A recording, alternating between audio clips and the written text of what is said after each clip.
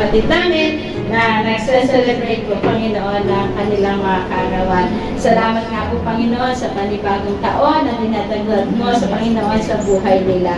And I pray, dear God, ano man po yung kanilang kahilingan, Panginoon, dalahin po in accordance to your will, Panginoon. Ikaw po, Panginoon, ang magkakaloob dito sa kanila, O God.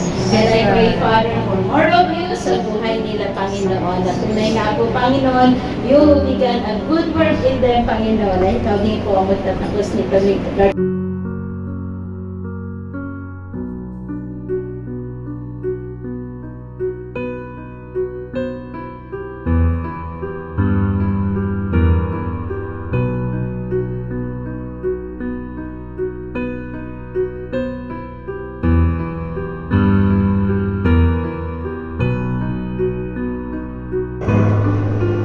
Diba? Ito naman, huwag po magagalit sa mga natin ito.